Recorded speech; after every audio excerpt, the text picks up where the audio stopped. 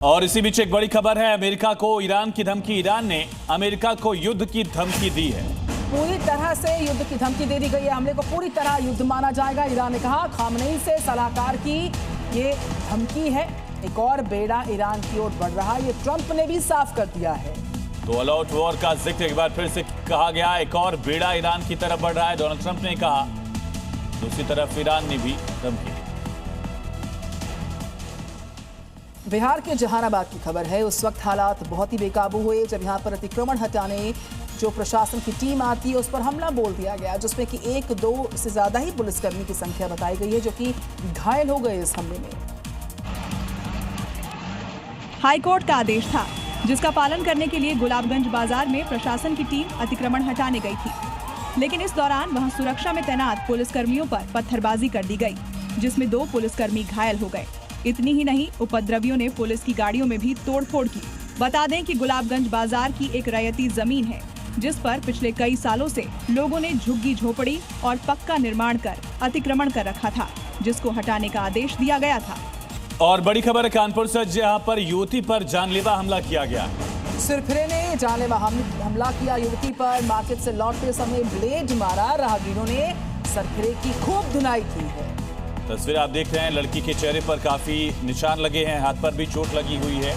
Market से लौटते वक्त ब्लेड से इस सिरफिरे ने हमला किया।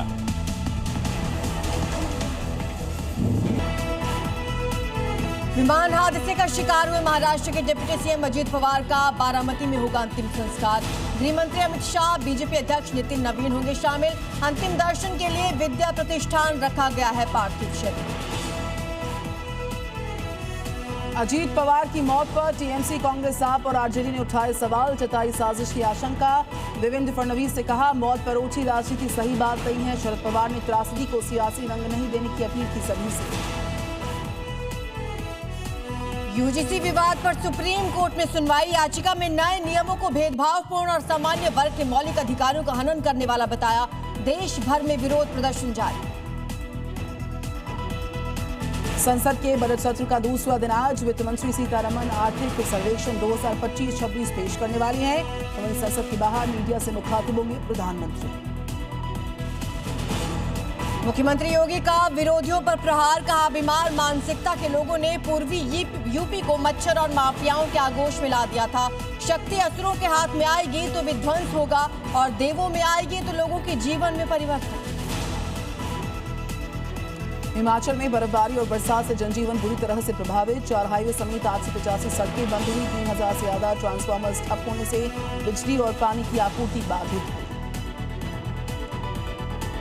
बर्फबारी की वजह से कश्मीर घाटी के 80% से ज्यादा हिस्से में बिजली गुल। कई प्रमुख हाईवे बंद। 2 से 5 फीट तक बर्फबारी के बाद गुलमर्ग, शोपियां, सोनमर्ग और कुपवाड़ा जैसे इलाकों में कई गांव का जिला मुख्यालय से संपर्क कटा।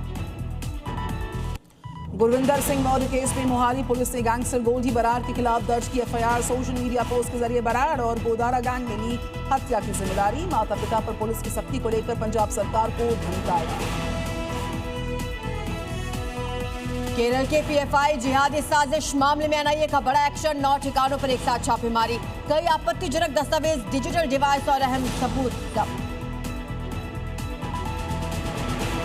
अमेरिका ने फिर दी ईरान को धमकी। डोनाल्ड ट्रंप ने कहा एक और नौसैनिक बेड़ा ईरान की तरफ भी तेजी के साथ बढ़ रहा।